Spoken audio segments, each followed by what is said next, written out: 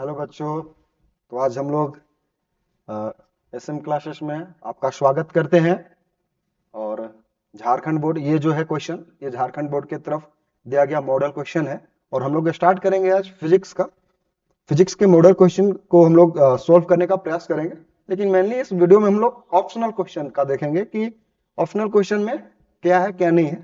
थोड़ा बहुत उसमें तर्क वितर्क भी करेंगे, हम लोग देखेंगे, उसका आंसर भी देखेंगे, प्लस में थोड़ा सा एक्सप्लेनेशन देखेंगे। आंसर तो इसका दे दिया है नीचे, बट इसका एक्सप्लेनेशन देखेंगे। एक्सप्लेनेशन थोड़ा सा जरूरी होगा। बाकी जो रिजल्ट होगा, जो केवल केवल डायरेक्ट रिजल्ट आया होगा, उसको फिर एक्सप्लेनेशन करने से कोई फायदा है नहीं, क्योंकि वो लॉन्ग क्वेश्चन के पार्ट बन जाएगा, है ना। इसलिए हम लोग अभी, चूंकि अभी हम लोग ऑप्शनल देखेंगे, तो केवल और केवल हम लोग आंसर में टिक मार देंगे। जहां हमको लगेगा कि थोड़ा सा यहाँ पे एक्सप्लेन कर दिया जाए, वो हम लोग एक्सप्लेन करेंगे। तो स्टार्ट करते हैं शुरू से। ये देखो, ये क्या है कि झारखंड शैक्षिक अनुसंधान एवं प्रशिक्षण परिषद रांची, ये जो है, ये झारखंड बोर्ड का है। देखिए, ऐसा कुछ है नहीं कि वो केवल केवल झारखंड बोर्ड का, वो सब जगह चलता है। चूंकि क्वेश्चन एक ही प्रकार के रहता है, बस थोड़ा बहुत डिफरेंट होता है कि अगर सीबीएसई में पूछ दिया तो थोड़ा सा एक्स्ट्रा पूछ दिया, चाहे घुमा करके पूछ दिया, बाकी क्वेश्चन तो सेम रहता है। ठीक है, तो थोड़ा सा देखते हैं कि मॉडल जो निकाला है हमारा जब, वो क्या बोलता है। वो इस बार में क्या बोलते हैं कि टोटल नंबर जो होगा, फुल मार्क्स, वो कितना नंबर का है, 70 नंबर का है। और जो, चूंकि टोटल नंबर तो 100 नंबर का है, लेकिन यहाँ पे केवल केवल 70 नंबर लिखा है। और बाकी का जो 30 नंबर है, वो हम लोग को स्कूल से दिया जाता है ना, जिसको हम लोग प्रैक्टिकल के को बोलते हैं। ठीक है, ये क्लास 12 का मॉडल क्वेश्चन है ना। देखते, थोड़ा सा इंस्ट्रक्शन भी पढ़ लेते हैं, निर्देश भी पढ़ लेते हैं। क्योंकि जब भी हम लोग एग्जाम में देने जाए, तो याद रखिए, हम लोग को चाहे कितना भी आता हो कि निर्देश एक ही होता है, बट लेकिन एक बार पढ़ लेना चाहिए। हो सके कभी ना कभी, कभी कभी ऐसा चीज परिवर्तन हो जाता है जो हम लोग देखे नहीं हो, है ना। और बिना पढ़े हम लोग आगे बढ़ जाते हैं। तो ज्यादा नहीं, 5 सेकंड या 15 सेकंड लगेगा, उससे ज्यादा लगता नहीं है ना। तो थोड़ा सा देख लेते हैं। ये क्या बोलता है कि परीक्षार्थी यथासंभव अपने शब्दों में ही उत्तर दे।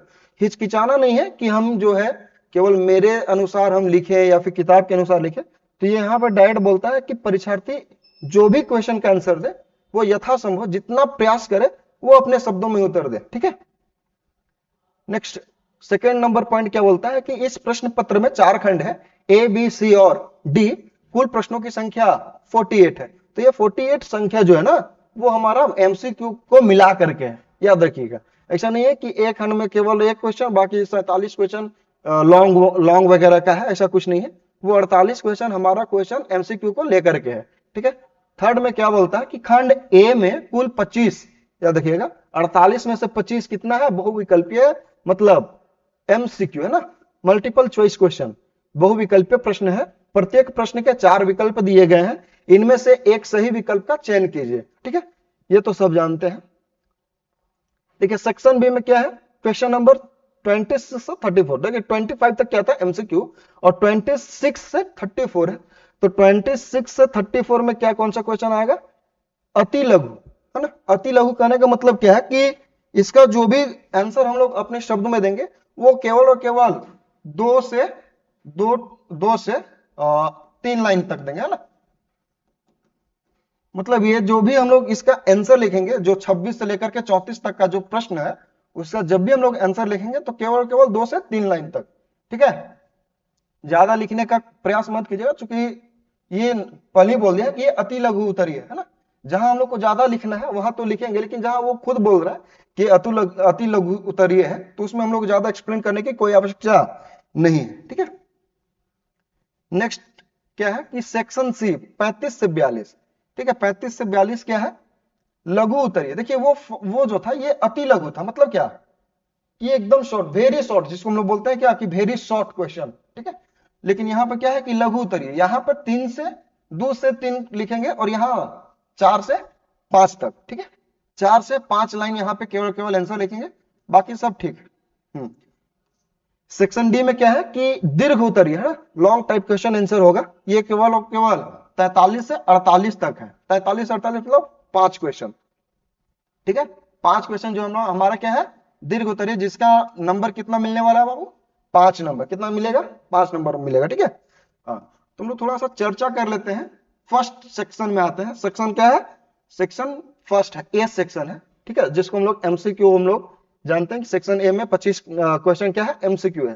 ठीक है, तो देखते हैं एक बाय वन करके हम लोग थोड़ा सा देख लेते हैं कि और चर्चा कर लेते हैं इसके बारे में। देखिए इसका आंसर तो आपको मिल जाएगा, लेकिन थोड़ा बहुत एक्सप्लेन करने का प्रयास करेंगे यहाँ पर, है ना। जो रिजल्ट है उसको एक्सप्लेन करने की कोई आवश्यकता नहीं है, लेकिन जो रिजल्ट नहीं है, जो थोड़ा बहुत कॉन्सेप्ट आएगा उसको हम लोग थोड़ा बहुत एक्सप्लेन भी करेंगे। ठीक है, तो क्वेश्चन नंबर फर्स्ट क्या बोल रहा है, बोलता है कि when an electric dipole is placed in uniform electric field it experiences, जिसका हिंदी अनुवाद क्या है कि जब एक विद्युत द्विध्रुव, ध्यान रखना क्या बोला कि विद्युत द्विध्रुव मतलब क्या, इलेक्ट्रिक डाइपोल, है ना, को समान विद्युत क्षेत्र में रखा जाता तो यह अनुभव करता है।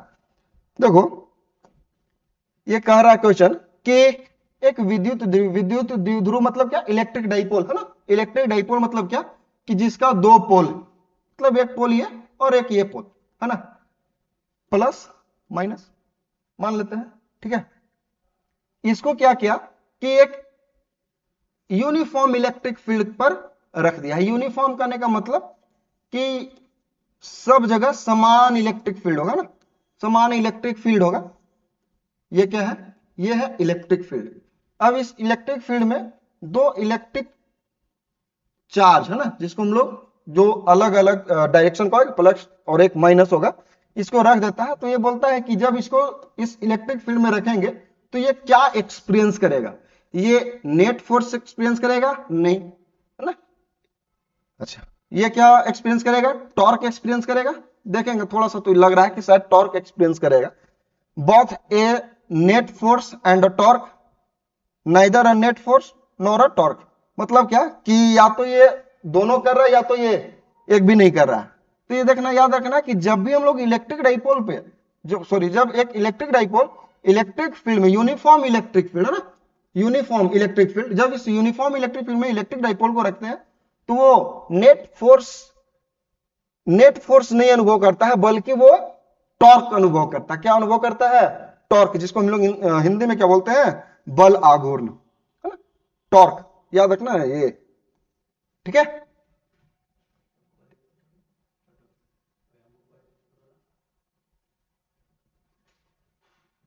चलिए नेक्स्ट क्वेश्चन देखते हैं हम लोग।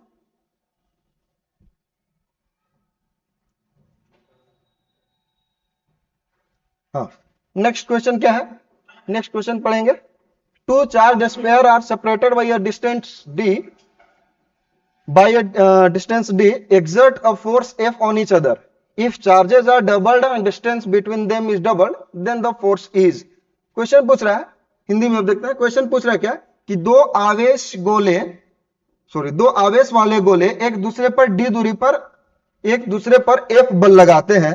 यदि आवेशों को दोगुना कर दिया जाए और उनके बीच की दूरी को दोगुनी कर दी जाए तो बल क्या होगा। देखना, जब हम लोग फर्स्ट में जैसे ही क्वेश्चन पढ़ेंगे तो कि डबल डबल करते जा रहा है, इसलिए फोर्स हमारा क्या हो जाएगा, डबल हो जाएगा, जहां दो होगा वहां हो जाएगा, या फिर इसका मतलब दूनी चार हो जाएगा। तो ये चीज थोड़ा सा ध्यान रखना कि हम लोग तुरंत आवेश में आकर के किसी क्वेश्चन का आंसर तुरंत नहीं देना। थोड़ा सा फिर से एक बार रिपीट करते हैं कि ये क्वेश्चन क्या बोला है। दो आवेश वाले गोले एक दूसरे पर डी दूरी पर एक दूसरे पर एफ बल लगाते हैं। यदि आवेशों को दोगुना कर दिया जाए और उनके बीच की दूरी दोगुनी कर दी जाए तो बल क्या होगा। तो एक बहुत ये छोटा सा क्वेश्चन है ना, इसको थोड़ा सा हम लोग हल करने का प्रयास करते हैं। देखना ये क्या बोल रहा है कि अच्छा, एक हम लोग जो फॉर्मूला जो हम लोग पढ़ते हैं कुलॉम्स लॉ, ये तो सबको याद ही होगा ना। ये क्या बोलते हैं कि F बराबर क्या होता है, Q1 Q2 by are square. देखना ये K यहां पे, है ना, A बराबर K Q1 Q2 by are square.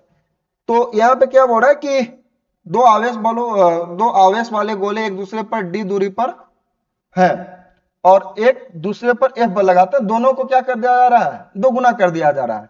तो डिस्टेंस को भी दो गुना कर दिया जा रहा है और चार्ज को भी। मान लेते हैं कि हमारा जो ये पहला है ना, जो पहले से चार्ज लग रहा था, तब अब हम क्या करते हैं कि इसको डबल कर दे रहे हैं। तो डबल करने के बाद क्या है कि चार्ज को डबल मतलब क्या, Q1 को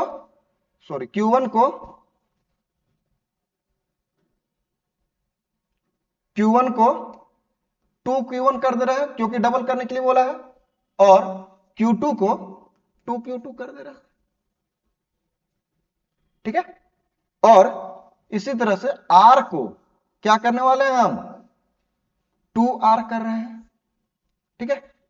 अब जो हमारा कूलॉम्स लॉ कहता है, कूलॉम्स लॉ क्या कहता है कि F equals to K Q1 Q2 by R square होता है ना। तो इसलिए हम लोग जब इस सब का मान बैठाएंगे, है ना, जब इस सब का मान बैठाएंगे तो Q1 के जगह हम लोग क्या करेंगे, सॉरी F के जगह हम लोग यहाँ पे F डैश ले रहे हैं, है ना, क्योंकि ये दूसरा फोर्स निकलेगा तो F डैश ले रहे हैं। अब देखना इस Q1 के जगह में हम लोग इसका मान रखने वाले हैं, है ना, तो 2Q1, ये तो K जैसे है वैसे क्योंकि ये कांस्टेंट मान है, Q2 के जगह में 2Q2 और R के जगह में, देखना बाबू, R के जगह में 2R, सो 2R और इसका स्क्वायर कर देने वाले हैं, ठीक है, सॉरी।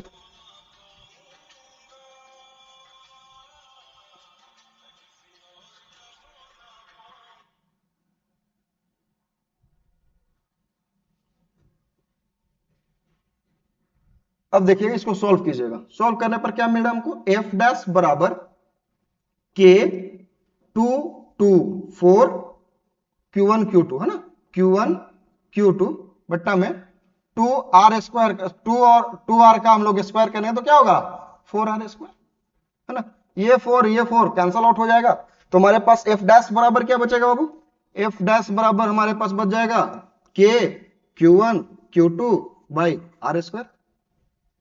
अब देखना, इसको मान लेते हैं कि हमारा ये इक्वेशन 2 है, ये इक्वेशन 1 है।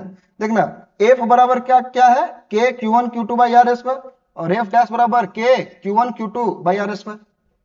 मतलब क्या कि हमारा यहां पे और यहां पे कोई चेंज नहीं है, या आप उसको डबल कीजिए या फिर आप उसको ट्रिपल कीजिए, ध्यान रखिएगा, या आप उसको डबल कीजिए या फिर ट्रिपल कीजिए, तो हमारा फोर्स में कोई अंतर नहीं आ रहा, इसलिए जो हमारा रिमेन्स जो क्वेश्चन का आंसर होगा वो क्या होगा, F होगा, कोई चेंज नहीं, ठीक है। ठीक, तो अगर आपको लग रहा है कि थोड़ा सा एक्सप्लेनेशन लिखने के लिए, तो ये आप एक्सप्लेनेशन साइड में कहीं कॉपी पर लिख लीजिएगा, ठीक है। नेक्स्ट क्वेश्चन की ओर बढ़ते हैं हम लोग, क्वेश्चन नंबर 3। क्वेश्चन नंबर 3 क्या बोल रहा है, ये बोल रहा है कि the electrostatic potential on the perpendicular bisector, ध्यान दीजिएगा, ये बोल रहा है कि the electrostatic potential on the perpendicular bisector, याद रखिएगा ये है ना, due to an electric dipole is, क्या होता है, मान लेते हैं, देखना अब ये है, इसका थोड़ा सा एक्सप्लेनेशन थोड़ा सा सही देंगे, ये तो रिजल्ट है ना, चूंकि ये 4 नंबर का क्वेश्चन पूछता है ये, ठीक है। अगर जब हम लोग निकालने के लिए, इलेक्ट्रिक डाइपोल निकालने के लिए भी पूछेगा, या फिर सॉरी पोटेंशियल निकालने के लिए पूछेगा कि परपेंडिकुलर बाइसेक्टर पर पोटेंशियल निकाली, तो ये क्वेश्चन 4 नंबर का क्वेश्चन का 4 नंबर का क्वेश्चन है ये, ठीक है। लेकिन यहाँ पे क्या बोला है, केवल और केवल रिजल्ट पूछा, तो थोड़ा सा ऐसा है, मान लो कि ये क्या है कि A B Q1 Q2 है, ठीक है, ये दो चार्ज है। अब ये बोल रहा है कि इसका जो बाइसेक्टर है, बाइसेक्टर मतलब ये परपेंडिकुलर बाइसेक्टर, इस जगह में है ना, इस जगह में हमारा क्या है, इलेक्ट्रिक डाइपोल इस क्या होगा, इस जगह पे 0 होगा पोटेंशियल, है ना। हाँ, अब इसके आगे कुछ और हो सकता है, इसके आगे कुछ और हो सकता है, डिपेंड करेगा कि हम जो बाइसेक्टर है उसके आगे ले या पीछे, लेकिन ये क्या बोल रहा है कि परपेंडिकुलर बाइसेक्टर, है ना, तो उस जगह पे हमारा क्या होता है, 0 होता है, ये एक रिजल्ट है, ठीक है। इलेक्ट्रोस्टैटिक में ये हम लोग बहुत बढ़िया से पढ़े हैं, याद रखिएगा कि अगर क्वेश्चन में एमसीक्यू में ये क्वेश्चन पूछ रहा है तो इसका वेटेज बढ़ जाता है कि ये लॉन्ग टाइप में क्वेश्चन में भी पूछ सके, इसलिए ध्यान दीजिएगा कि आप इसको जो द इलेक्ट्रोस्टैटिक पोटेंशियल जो है परपेंडिकुलर बाइसेक्टर, इसको आप लोग कर लीजिएगा बढ़िया से, है ना, इसको थोड़ा सा लॉन्ग टाइप में भी कर लीजिएगा, ताकि अगर मान लेते हैं कि इसको हमारा ऑप्शनल में ना पूछ करके लॉन्ग में पूछ दे एग्जाम में, तो ये फायदा करेगा, ठीक है, मतलब ये इंडिकेशन है कि हो सकता है कि ये क्वेश्चन आ जाए।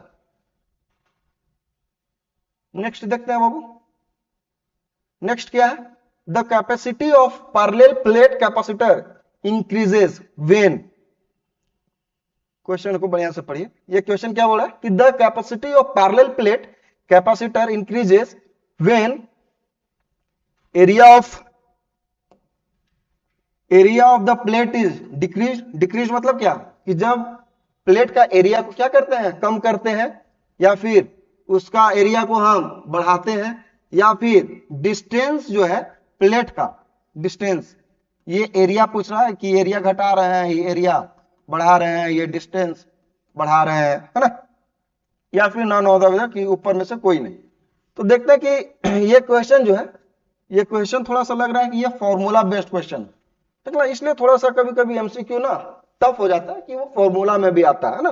अगर आपको फॉर्मूला याद नहीं है तो फिर आप उसको आप तुक्का मारने वाला काम कर सकते हैं, ठीक है।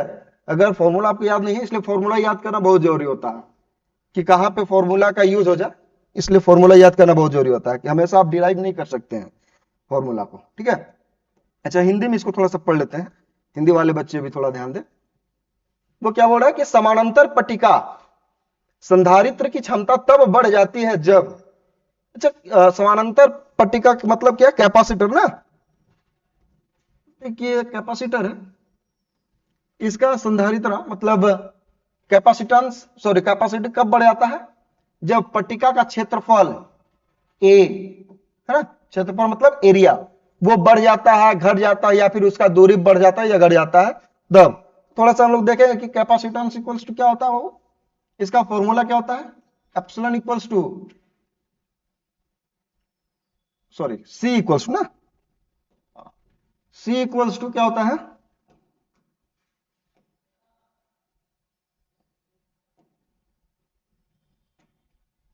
C equals to epsilon naught A by D, ये तो हमारा फॉर्मूला है ना। अब इस फॉर्मूला के अनुसार हम लोग देखते हैं कि इसका कैपेसिटी, सॉरी इसका कैपेसिटी कैपेसिटेंस कब बढ़ेगा, जब ये बढ़ेगा, याद रखना, अगर ये बढ़ेगा, डिस्टेंस अगर बढ़ेगा तो ये तो हमारा घट जाएगा ना, तो एरिया जब बढ़ेगा तब कैपेसिटी बढ़ेगा, तब क्षमता क्या होगा, संधारित्र का क्षमता तब बढ़ेगा जब एरिया बढ़ाएंगे। तो एरिया कहां है, क्षेत्रफल कहां है, क्षेत्रफल कम हो जाता नहीं होगा, अगर क्षेत्रफल कम हो जाएगा, अगर ये कम होगा तो ये भी कम हो जाएगा, क्योंकि ये डायरेक्टली प्रोपोर्शनल है ना। नेक्स्ट क्या बोल रहा है कि क्षेत्रफल बढ़ जाता है, अगर क्षेत्रफल बढ़ रहा है तब क्या होगा, अगर ये बढ़ रहा है तो ये भी बढ़ेगा, ठीक है। हाँ, ये मतलब क्या कि ये क्वेश्चन का आंसर है, ठीक है। नेक्स्ट क्या बोला था कि पट्टिका के बीच की दूरी बढ़ जाती है, मतलब क्या कि डिस्टेंस को बढ़ा देते हैं, तब क्या होगा, ये तो कैपेसिटेंस का जाएगा ना, अगर इसको घटा देते तब ये बढ़ता, क्योंकि ये इनवर्सली प्रोपोर्शनल हो जाएगा, ठीक है। देखिए घुमा कर कभी क्वेश्चन पूछ सकता है कि अभी पूछा एरिया, हो सकता है कि एग्जाम में आपसे पूछ दे डिस्टेंस, तो डिस्टेंस का अगर जैसे ही हम लोग डिस्टेंस बढ़ा देंगे तो ये कैपेसिटी घट जाएगा, ठीक है। तो ये थोड़ा छोटा छोटा चीज याद रखिएगा, ये नहीं कि मतलब हमेशा केवल एरिया बढ़ेगा जहां वहां आपको टिक मार देना, नहीं, ये जो है ये हम लोग फॉर्मूला से देख रहे हैं, है ना। चलिए नेक्स्ट क्वेश्चन की ओर अग्रसर होते हैं। हाँ, किरचॉफ का संधि नियम किसके संरक्षण पर आधारित है, ये देखना, ये तो हम लोग का ऐसा ही conservation of energy, conservation of charge पर डिपेंड है ना। देखना ये क्या बोला, किरचॉफ का नियम, किरचॉफ का नियम तो जानते ही हैं आप लोग, Q इक्विवेलेंट इक्वल्स टू क्या, Q1 plus Q2 plus Q3 dot dot, है ना। ये किस पर है, ये Q इक्विवेलेंट कब होगा, टोटल चार्ज Q, मतलब क्या कि किस पर होगा, ये किरचॉफ का संधि का नियम किस पर है, द्रव्यमान पर नहीं, आवेश पर, लग तो रहा है, ऊर्जा पर नहीं, इनमें से कोई नहीं, मतलब क्या आवेश पर, मतलब क्या कि किरचॉफ का संधि का नियम किस पर है, चार्ज पर आधारित है, ठीक है। नेक्स्ट देखते हैं हम लोग। हाँ, नेक्स्ट क्वेश्चन क्या है कि the resistivity of material of a conductor depends on, किसी मटेरियल का रेसिस्टिविटी किस पर डिपेंड करता है ना, किसी मटेरियल का रेसिस्टिविटी किस पर डिपेंड करता है, वो क्वेश्चन पूछ रहा है। तो क्या क्या ऑप्शन दिया है, लेंथ दिया है, एरिया दिया है, एरिया ऑफ क्रॉस सेक्शन दिया है, टेम्परेचर दिया है, या फिर नॉन ऑफ दिस दिया है। हिंदी वाले बच्चे के लिए देखिए यहां पे क्या है, किसी चालक के पदार्थ की प्रतिरोधक क्षमता निर्भर करती है। किसी चालक मतलब किसी कंडक्टर का प्रतिरोधक क्षमता किस पर डिपेंड करता है कि अगर उसको घटाएंगे बढ़ाएंगे तो हमारा प्रतिरोधक क्षमता क्या होगा। ये किस पर बढ़ता है, लंबाई पर या फिर अनुप्रस्थ काट पर या फिर तापमान पर या फिर इनमें से कोई नहीं।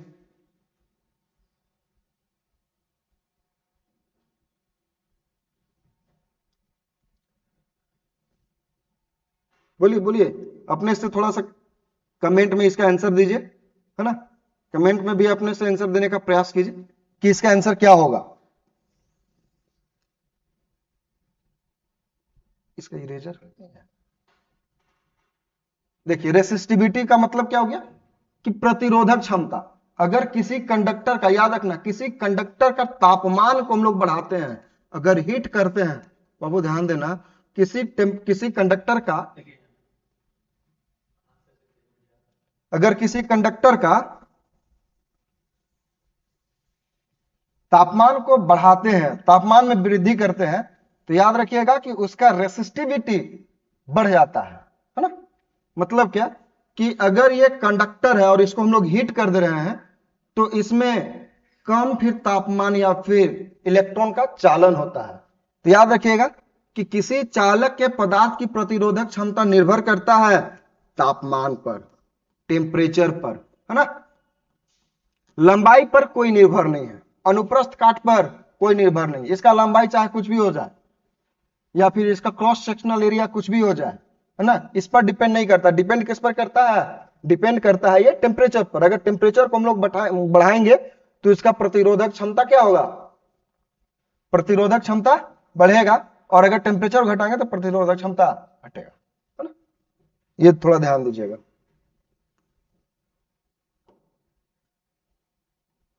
नेक्स्ट क्वेश्चन क्या है, अ मूविंग चार्ज प्रोड्यूसेस, एक गतिमान चार्ज उत्पन्न करता है। ध्यान रखिएगा, मान लेते हैं कि एक इलेक्ट्रॉन, एक चार्ज, चार्ज इतना बड़ा नहीं, मान लेते हैं कि एक चार्ज है, ये चार्ज है और ये भी वेलोसिटी से मूव कर रहा है ना। ये एक चार्ज है और ये चार्ज भी वेलोसिटी से मूव कर रहा है, तो इसका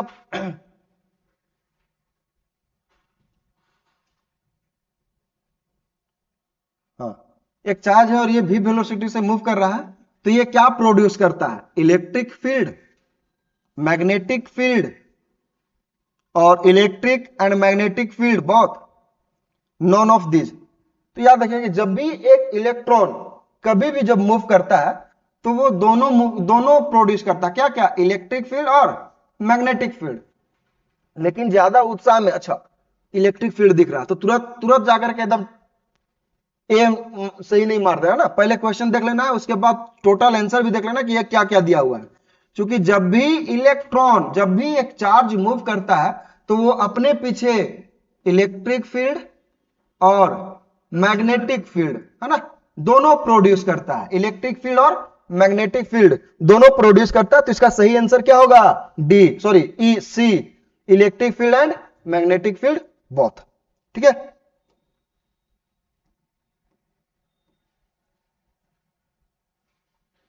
नेक्स्ट क्वेश्चन क्या है, magnetic effect of electric current was discovered by, magnetic effect of electric current was discovered by, विद्युत धारा के चुंबकीय प्रभाव की खोज किसने की थी, फ्लेमिंग, फ्लेमिंग ने, ऑस्टेन ने, एम्पियर ने या फैराडे ने। थोड़ा सा देख लीजिए और अपने से जो कमेंट सेक्शन है उसमें बताइए कौन क्या था।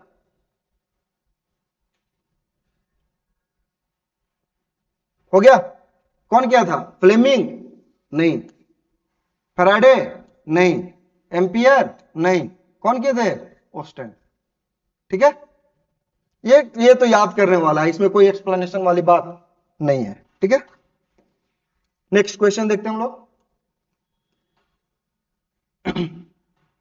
एक चुंबकीय सुई को आसमान चुंबकीय क्षेत्र में रखा गया, सॉरी असमान चुंबकीय क्षेत्र में रखा गया है, यह अनुभव करता है, एक बल आघूर्ण लेकिन बल नहीं, बल आघूर्ण लेकिन बल नहीं, एक बल और एक बल आघूर्ण, या एक बल लेकिन एक बल आघूर्ण नहीं। देखिए थोड़ा सा ये आपको डिस्टर्ब कर सकता है क्योंकि इसका ऑप्शन थोड़ा सा क्या है कि समान जैसा लग रहा है ना, एक बल एक बल आघूर्ण लेकिन बल नहीं, न तो कोई बल और न ही कोई बल आघूर्ण, एक बल और एक बल आघूर्ण, एक बल लेकिन एक बल आघूर्ण नहीं। तो ये थोड़ा सा ट्रिकी हो गया ना, क्योंकि जब अगर हम लोग इसे ऐसा ही देखिए, एमसीक्यू क्या है, एमसीक्यू लोग बोलता है कि यार बहुत आसान है, जाकर क्या करना है, वो केवल गोला कर देना, ऐसा कुछ नहीं। जो पढ़ते हैं ना उसके लिए एमसीक्यू और टफ हो जाता है, क्योंकि वो थोड़ा सा कंफ्यूज हो जाता है कि इसका सही आंसर क्या होगा, है ना।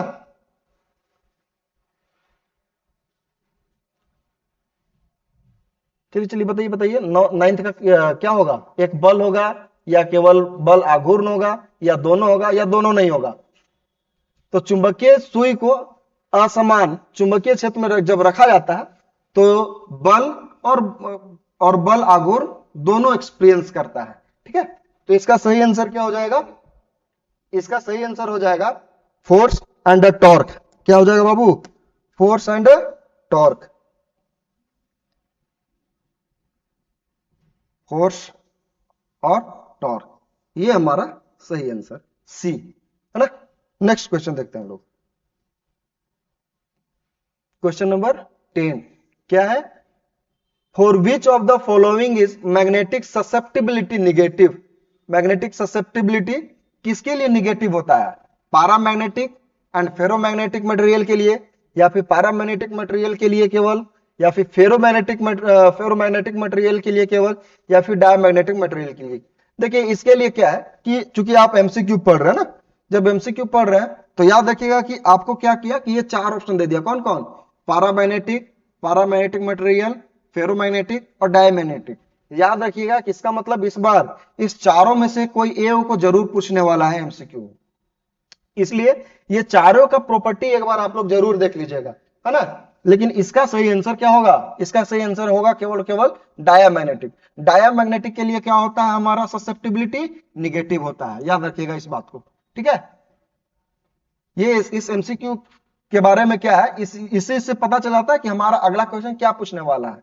मतलब क्या कि पैरामैग्नेटिक, फेरोमैग्नेटिक और डायामैग्नेटिक ये तीनों दे दिया है। याद रखिएगा इसमें से तीनों में से एक का प्रॉपर्टी जरूर हम लोग को क्वेश्चन में पूछने वाला है, ध्यान दीजिएगा इस बात को, ठीक है। तो अब जब हम लोग रिवीजन करेंगे तो रिवीजन में ये चारों तीनों का एक बार प्रॉपर्टी अवश्य पढ़ लीजिएगा, ठीक है। नेक्स्ट क्या है, Lenz law is an accordance with. Lenz law किसके अकॉर्डेंस है ना, लेंज का नियम निम्नलिखित के अनुसार होता है। किसके अनुसार होता है बाबू, आवेश संरक्षण, जिसको हम लोग इंग्लिश में क्या बोलते हैं, कंजर्वेशन ऑफ चार्ज, या फिर कंजर्वेशन ऑफ एनर्जी, या फिर कंजर्वेशन ऑफ मास, या फिर कंजर्वेशन ऑफ मोमेंटम। ये लेंज का नियम निम्नलिखित में से, लेंज का नियम निम्नलिखित के अनुसार होता है। किसके अनुसार होता है, संरक्षण के नियम के अनुसार, संरक्षण का नियम ऊर्जा का संरक्षण, या फिर द्रव्यमान का संरक्षण, या समय का संरक्षण, आवेश का। देखिए यहाँ पे चार्ज हो गया, यहाँ एनर्जी हो गया, मास हो गया, या मोमेंटम हो गया। ये चार को ऑप्शन दिया हुआ है, ये चारों ऑप्शन में कौन सा होगा, लेंस लॉ किसके अनुसार है। चलिए कमेंट में जवाब दीजिए, कमेंट में जवाब दीजिए, बाकी तो यहां पे है ना।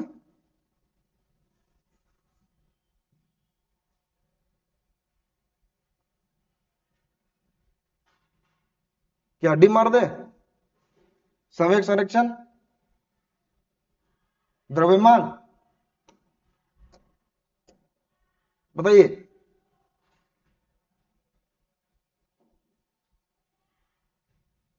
ना हमारा इसका सही आंसर क्या होगा, ऊर्जा संरक्षण, एनर्जी पर बेस्ड, है ना। लेंस लॉ किसके ऊपर बेस्ड है, एनर्जी के ऊपर, याद रखिएगा इस बात को। देखिए इसके ऊपर एक बार और किरचॉफ्स का भी दिया था, किरचॉफ्स में किसका था, चार्ज का था, आवेश का था। इसमें किसका दिया, लेंज का दिया।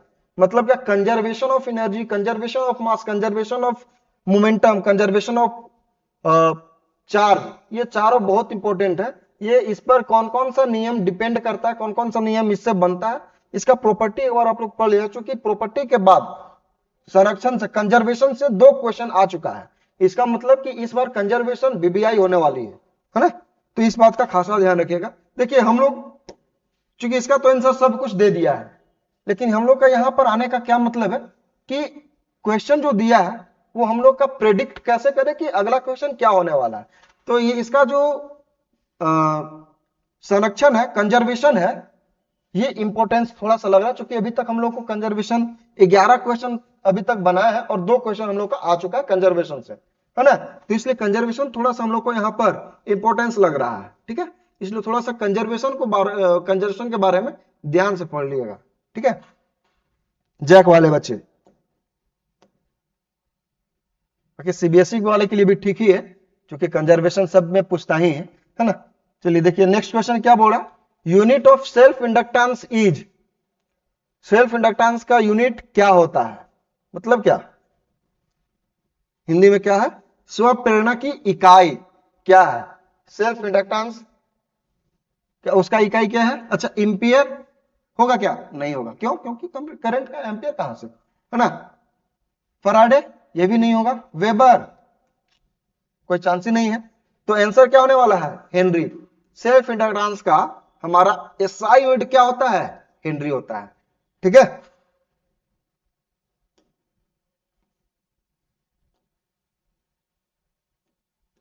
Next question 13 number, what is the reactance of a capacitor in A DC circuit. Hindi में डीसी परिपथ के संधारित्र की प्रतिघात क्या है, 0, इंफिनिटी, 1, नॉन ऑफ दिस। इसमें से क्या होगा, परिपथ में संधारित्र की प्रतिघात, capacitor in reactance of capacitor in DC circuit क्या होने वाला है, इंफिनिटी। क्या होने वाला है बाबू, इंफिनिटी। देखिए ये सब तो पढ़ने वाला, इसमें एक्सप्लेनेशन के बारे में कुछ कहा नहीं सकता, एक्सप्लेनेशन तो आप लोग देख सकते हैं वहीं पे किताब में, क्योंकि केवल और केवल ये क्या है, हम लोग जब पढ़ेंगे पूरा इसका टॉपिक तब अंदर में इसका एक्सप्लेनेशन करने की कोई आवश्यकता नहीं है, ठीक है। हाँ, the transformation ratio, next question 14 number, the transformation ratio of step up transformer is, step up transformer का ट्रांसफॉर्मेशन रेशियो क्या होता है।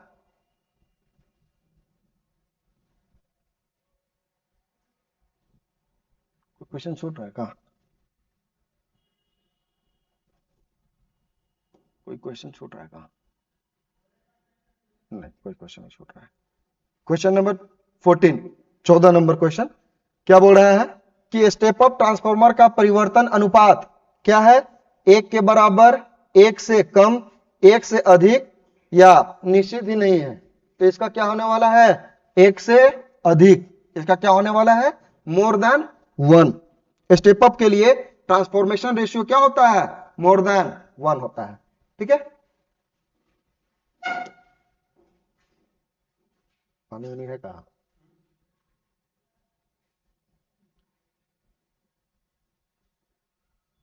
रोक दीजिए इसको, रुकिए। नेक्स्ट क्वेश्चन हमारा है क्वेश्चन नंबर 15, है ना। क्वेश्चन नंबर 15 क्या बोलता है कि सुटेबल फॉर डिसइंफेक्टिंग वाटर, जल को डिसइंफेक्टिंग करने में कौन सा सुटेबल है, जल को कीटाणु रहित करने के लिए उपयुक्त है, इंफ्रारेड, माइक्रोवेव, येलो लाइट या अल्ट्रारेड। याद रखना कि जब भी हम लोग जल को डिसइंफेक्ट करते हैं, कीटाणु रहित करते हैं, तो हम लोग को अल्ट्रारेड का, अल्ट्रावायोलेट रेज का उपयोग करना चाहिए। तो इसका आंसर क्या होने वाला है, सी होने वाला है, याद रखिएगा, ठीक है। नेक्स्ट क्वेश्चन क्या है, नेक्स्ट क्वेश्चन बोल रहा है कि which of the following waves has minimum wavelength, कौन सा रेज का मिनिमम वेवलेंथ है, निम्नलिखित में से किस तरह की तरंग दैर्ध्य न्यूनतम होती है ना। तो आप लोगों को याद होगा, तो याद रखिएगा कि जैसे सबसे पहले क्या होता है, गामा रेज होता है ना, उसके बाद एक्स रेज होता है, फिर उसके बाद और सारे होते हैं जो रेडियो वेव, माइक्रोवेव आते हैं, ठीक है। Gamma rays, X rays, radio wave, microwave. इस एक्स रेज के नीचे क्या क्या होता है, अल्ट्रावायोलेट रेज, है ना, विजिबल रेज, ये सब होता है। तो और जो हमारा वेवलेंथ होता है ऊपर से नीचे क्या होता है, इंक्रीज करता है। तो सबसे कम वेवलेंथ किसका होता है, गामा रेज का। याद रखिए सबसे कम वेवलेंथ किसका होता है, गामा रेज का। तो इसका सही आंसर क्या होने वाला है, न्यूनतम होने वाली है गामा रेज का, ऑप्शन नंबर डी। ठीक है, नेक्स्ट क्वेश्चन क्या है बाबू, नेक्स्ट क्वेश्चन है हमारा, the image found by the simple microscope. एक सरल सूक्ष्मदर्शी से बना हुआ प्रतिबिंब होती है, कैसी होती है, रियल एंड इन्वर्टेड, नॉट, है ना, सॉरी, सिंपल माइक्रोस्कोप से कैसा इमेज बनता है, कैसा प्रतिबिंब बनता है, इन्वर्टेड या रियल, गलत, रियल एंड इरेक्ट, गलत, इरेक्ट तो बनता है बट रियल नहीं बनता ना, इमेजनरी एंड इन्वर्टेड ये भी गलत है ना, इमेजनरी एंड इरेक्ट, यस ये सही है, क्योंकि वो इरेक्ट भी बनता है और इमेजनरी, काल्पनिक और सीधा बनता है। ठीक है, इरेक्ट होता है, ठीक है, काल्पनिक और सीधा बनता है। नेक्स्ट क्वेश्चन क्या हुआ, 18 नंबर क्वेश्चन क्या बोल रहा है कि the focal length of the objective and the eye piece of the telescope are F and F respectively, the magnifying power of the telescope is. तो मैग्नीफाइंग पावर क्या होता है बाबू, मैग्नीफाइंग पावर आप लोग को याद होगा तो एफ बाई एफ होता है ना, एफ बाई एफ होता है। एफ ये किसका फोकल लेंथ है, F equals to objective focal length और एफ इक्वल्स टू टेलीस्कोप और टेलीस्कोप का। ठीक है, इसका एफ बाई एफ है ना, F by F, question answer C होगा, ऑप्शन नंबर सी। ठीक है, नेक्स्ट क्वेश्चन क्या है कि the size of the obstacle for the diffraction of light. अगर किसी लाइट का डिफ्रेक्शन करना हो, एक लाइट है ना, सॉरी, मान लो यहां पे सोर्स ऑफ लाइट है, यहां से सोर्स ऑफ लाइट ये यहां पे डिफ्रेक्शन हो रहा है। ठीक है, क्या हो रहा है, डिफ्रेक्शन हो रहा है। तो इस यहां जो छेद है ना, यहां जो छिद्र है और ये वेवलेंथ है, इसका क्या है, वेवलेंथ इसका है, इस लाइट का वेवलेंथ। तो यह पूछ रहा है कि size of the obstacle for the diffraction of light, ये कैसा होना चाहिए, प्रकाश के विवर्तन के लिए अवरोधक का आकार क्या होता है बाबू, प्रकाश की तरंग दैर्ध्य से बहुत बड़ा होना चाहिए, नहीं, अगर प्रकाश के तरंग दैर्ध्य से बड़ा हो जाएगा तो डिफ्रेक्शन वहां पर नहीं होगा। ठीक है, प्रकाश के तरंग दैर्ध्य से बहुत छोटा, अगर उससे बहुत छोटा होगा तो भी नहीं होगा। तो प्रकाश की तरंग दैर्ध्य की कोटि का होना चाहिए, या कुछ भी हो सकता है, कुछ भी नहीं होगा, है ना, कुछ भी नहीं होगा, ये तो नहीं होगा, ये तो नहीं होगा, कुछ भी नहीं होगा। प्रकाश के दैर्ध्य से बड़ा होना चाहिए, ये भी नहीं होगा, ये भी नहीं होगा, मतलब क्या, ऑप्शन नंबर सी, प्रकाश के तरंग दैर्ध्य के कोटि का होना चाहिए। ठीक है, प्रकाश के तरंग दैर्ध्य का कोटि का होना चाहिए। ठीक है, next question 20 number, the phenomenon by which the nature of light waves is transverse. किसी भी लाइट का नेचर ट्रांसवर्स किसके वजह से होता है, इंटरफेरेंस की वजह से नहीं, डिफ्रैक्शन की वजह से नहीं, रिफ्रैक्शन की वजह से नहीं, पोलराइजेशन की वजह से। किसके वजह से होता है, पोलराइजेशन की वजह से। पोलराइजेशन की वजह से ही हमारा जो लाइट का जो नेचर है वो ट्रांसवर्स होता है। किसी भी लाइट का अगर हमारा नेचर बदलना हो तो हम लोग पोलराइजेशन करते हैं। ठीक है, next question 21, the dimension of Planck constant is. Planck constant का डायमेंशन क्या होता है, फोर्स इंटू टाइम, मतलब F into T, force into distance, force into D, force into D into T, या फिर force into distance by time. तो ये देखना कि जब भी हमारा प्लैंक कांस्टेंट होता है ना, प्लैंक कांस्टेंट का जो डायमेंशन होता है बाबू, ये याद रखना कि F into D into T होता है। मतलब क्या कि बल, ठीक है, गुन्ने बाकी डिस्टेंस गुन्ने बाकी टाइम। ठीक है, ये याद रखिएगा, ये प्लैंक कांस्टेंट का डायमेंशन। ठीक है, next question 22, nucleus of an atom consist of. तो nucleus of an atom consist, कि अगर मान लेते हैं कि एक एटम है, मानते हैं कि एक एटम है ना, इस एटम के अंदर इस एटम के अंदर एक न्यूक्लियस होगा। तो इस न्यूक्लियस के अंदर क्या क्या है, इस न्यूक्लियस के अंदर क्या क्या है, ये न्यूक्लियस किस किस चीज से बन करके मिल करके बना हुआ है। तो याद रखिए कि जब भी न्यूक्लियस बनता है तो उस पर क्या क्या रहता है बाबू, देखने यहां पर प्रोटॉन रहता है केवल? नहीं। प्रोटॉन और न्यूट्रॉन रहता है? ये तो रहता है। प्रोटॉन और इलेक्ट्रॉन? इलेक्ट्रॉन कहां? इलेक्ट्रॉन तो बाहर रहता है ना, इलेक्ट्रॉन तो बाहर रहता है, ये भी नहीं होगा। अल्फा कण, ये मतलब क्या, प्रोटॉन और न्यूट्रॉन ये दोनों रहता है ना, प्रोटॉन और न्यूट्रॉन मिलकर के ही हमारा क्या बनाता है, न्यूक्लियस बनाता है, ठीक है, जिसको हम लोग न्यूक्लियन बोलते हैं ना। Okay, next question. ये सब केवल और केवल क्या ना कि जब हम लोग पढ़ते हैं तो वो मतलब प्रॉपर्टी में ही आता है और ऐसा ही एक्सप्लेनेशन में आता है, इसका कोई जो है कोई डेरिवेशन नहीं है जो हम लोग करके देखें, बस केवल और केवल एक शॉर्ट टाइप का क्वेश्चन है जो हम लोग किताब से ही ऐसे ही पढ़ सकते हैं, है ना। तो इस टाइप का केवल और केवल जब हम लोग पढ़ते हैं ना तो थोड़ा सा दिमाग में रखें कि क्या होने वाला है, इससे क्या होगा, पोलराइजेशन कब करते हैं, है ना। मतलब एटम के बारे में अगर पूछ दिया कि यहाँ पर न्यूक्लियन कैसे बनता है, न्यूक्लियस कैसे बनता है, तो आप समझ सकते हैं कि न्यूक्लियन से आने वाला है क्वेश्चन, ठीक है। देखिए एमसीक्यू का मतलब ही यहाँ पे है ना कि एक एमसीक्यू से 4 क्वेश्चन कम से कम बनना चाहिए, ध्यान रखिएगा इस बात का, ठीक है। क्वेश्चन नंबर 23 क्या बोलता है बाबू? क्वेश्चन नंबर 23 बोल रहा है if a radioactive atom emits gamma radiation its atomic number. अगर कोई रेडियो एक्टिव एटम हो, अगर कोई रेडियो एक्टिव एटम हो, अगर वो गामा रेडिएशन करता है तो उसका एटॉमिक नंबर क्या होगा? एटॉमिक नंबर गिरेगा, एटॉमिक नंबर बढ़ेगा, या फिर एटॉमिक नंबर समान रहेगा, या फिर कोई कुछ नहीं होगा, अनचेंज होगा। तो क्या होता है, याद रखिएगा कि जब भी हमारा रेडियो एक्टिव एटम एमिट करता है गामा रेडिएशन, तब एटॉमिक नंबर कुछ नहीं होता है ना, हमेशा हमेशा क्या रहता है, बराबर रहता है, जैसा पढ़े था वैसा ही रहता है, कम बेसी कुछ नहीं होता है, ठीक है। मतलब इसका आंसर क्या होने वाला है? इसका आंसर डी, रिमेन्स अनचेंज्ड, है ना, उसका एटॉमिक नंबर पर कोई प्रभाव नहीं पड़ता है, ठीक है।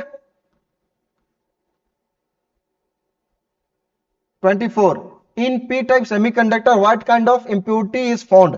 देखना, याद रखना कि जब भी हमारा पी टाइप है ना, पी टाइप सेमीकंडक्टर बनता है, जब हम लोग पी टाइप सेमीकंडक्टर बनाते हैं तो हम लोग कैसा एटम लेते हैं जिसका वैलेंसी, वैलेंसी मतलब बाहर वाले एटम में इलेक्ट्रॉन की संख्या 3 होनी चाहिए, है ना, जिसका वैलेंसी क्या होनी चाहिए, 3 होनी चाहिए, ये याद रखिएगा। तो यहाँ पे क्या बोल रहा है कि P type semiconductor what kind of impurity is found with valency of 3, yes यही होगा, है ना। 5 ये नहीं होगा, विथ वैलेंसी 1 ये भी नहीं होगा, और ये भी नहीं होगा, जिसका 3 वैलेंसी रहेगा उसी का हम लोग पी टाइप कहेंगे, ठीक है। इसका मतलब क्या, एक आप लोग के लिए क्वेश्चन क्या है कि यहां पर पी टाइप सेमीकंडक्टर पूछा है, आप लोग कमेंट में ये जवाब दे दीजिएगा कि अगर एन टाइप रहे तो किस टाइप का हम वैलेंसी यूज करेंगे, किस टाइप का एटम यूज करेंगे, कि उसका वैलेंसी क्या होगा, ठीक है। नेक्स्ट क्वेश्चन 25 नंबर क्वेश्चन क्या बोल रहा है बाबू कि the depletion layer of PN junction diode consist of. PN junction एक डायोड है ना, एक पीएन जंक्शन डायोड है बाबू, पीएन जंक्शन डायोड है। इसका डिप्लेशन लेयर जो है, इसका डिप्लेशन लेयर ये क्या करता है, ये क्या क्या कंजिस्ट करता है, देखिए यहां पर क्या बोला है कि पीएन जंक्शन डायोड के हासी परत में होते हैं, क्या होते हैं, इलेक्ट्रॉन होते हैं, होल होते हैं, बस इलेक्ट्रॉन एंड होल्स दोनों होते हैं, या फिर कुछ नहीं होते हैं। याद रखिए डिप्लेशन लेयर में कुछ नहीं होता है ना इलेक्ट्रॉन होता है ना ही होल होता है, ठीक है, याद रखिएगा। तो इसका सही आंसर क्या होने वाला है, इसका सही आंसर होने वाला है D, neither electron nor holes. Okay, धन्यवाद। तो हम लोग फिर मिलेंगे नेक्स्ट क्लास में, ठीक है।